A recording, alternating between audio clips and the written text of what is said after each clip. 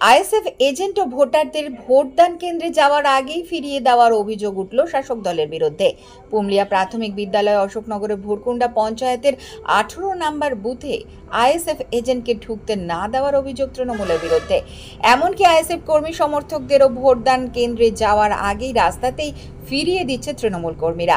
আনন্দপাড়া এলাকায় ভোটারদের ভোট দিতে পারছেন না বলেই অভিযোগ। পুমলিয়া 18 নম্বর বুথ, আমরা সকালবেলা এজেন্ট দেবো বলে বুথে যাই, বুথের সামনেই আমাদেরকে আটকে দেওয়া হয়।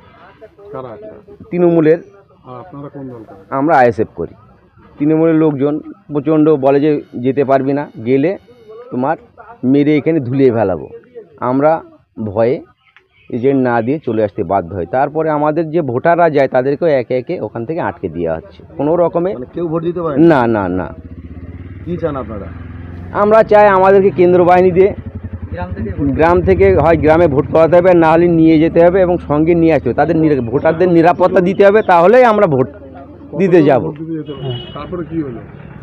পাশের পাবলিকরা বলছে আনন্দপাড়ার ভোট একটা দেবো না, আর ভোট হয়ে গিয়ে চলে যাবো। আবার লাভাবে বললাম তারা কোনো দলের? হ্যাঁ, ওরা কোনো দলের? হ্যাঁ, ওরা দলেই। কোন দলের? ওরা তৃণমূলের দলে। আপনি কি ভোট দিতে গিয়েছিলেন? হ্যাঁ, আমি ভোট দিতে গিয়েছিলাম। আমার স্লিপ লিখতে গিয়েও ফোন করছে লাভা ভাই যে 1 নম্বর বুথে ফকির আলী মণ্ডল। তারপর ফোন করলে বলে রেখে দাও, পরে দেখবো। মানে ভোটদান কেন্দ্রের মধ্যে ঢুকেছিলেন না, ওদিকে যা দেয়নি, একদম রাস্তায় সব। কারা আটকাচ্ছে?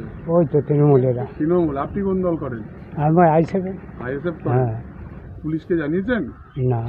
ওখানে কেন্দ্রীয় বাহিনী আছে? ওখানে নেই কোনো কেন্দ্র বাহিনী, দেখলুম না। যদিও এই অভিযোগ অস্বীকার করেছে স্থানীয় তৃণমূল কর্মীরা। করছে যে আইএসএফ এজেন্টকে এখানে ঢুকতে দেওয়া হয়নি এবং ভোটার যারা আনন্দপাড়া থেকে আসে তারাও ভোট দিতে আসতে পারছেন না। এটা একটা ভিত্তিহীন কথাবার্তা। আমরা সহযোগিতা করছি যারা ভোট দিচ্ছে। অ্যাকচুয়ালি আইএসএফের তো এখানে কিছু নেই, বুঝলেন।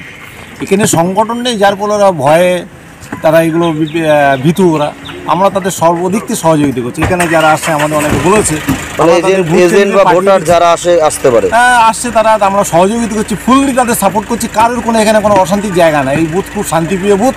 এখানে তৃণমূলের জয় জয়কার, বুঝলেন। অন্য পার্টির কোনো কিছু নেই। দেখছেন ফ্ল্যাগে আইএসএফ ফ্ল্যাগে আছে, তাহলে আমরা কি ফ্ল্যাগ মারতে দিই?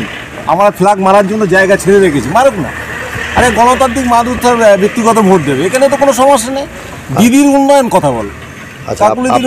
আপনার নাম আর কি দায়িত্ব আছে? আমার নাম নওয়াব হোসেন, তৃণমূল কংগ্রেসের কর্মী। খবর পেয়ে বুথ চত্বরে এসেছে কেন্দ্রীয় বাহিনীর পুলিশ। তবে আনন্দপাড়ায় পুলিশ বা কেন্দ্রীয় বাহিনীর জওয়ানেরা না যাওয়ায় কেউ ভোট দিতে আসতে পারছেন না বলেই অভিযোগ। প্রতি বছর কম বেশি থাকে নিরপেক্ষভাবে, যে আমি আইএসএফের হয়েই কাজ করি, কিন্তু কোনো অশান্তির মধ্যে থাকি না। এবার বুথে বসলেন না কেন? এবারে বুথে বসতে গেলাম, সঙ্গে একজনকে নিয়ে গেলাম আমি বুথে যাওয়ার জন্য প্রস্তুতি নিয়ে। আমার হাতে কাগজপত্র দেখলো, দেখে বললো তুই কি এজেন্টে বসবি? আমি বলি হ্যাঁ বসবো।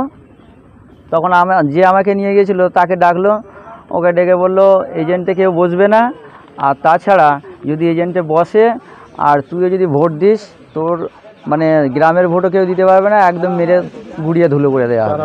এটা টিএমসির লোকজন, এটা প্রতিবারেই উগ্রতা থাকে।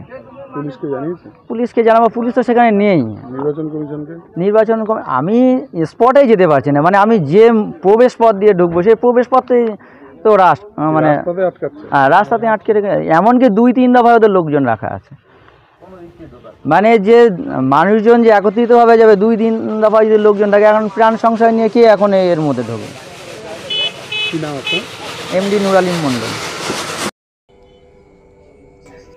ক্যামেরায় খোকন কুন্ডুর সাথে পাপ্পু রিপোর্ট, প্রয়াস নিউজ।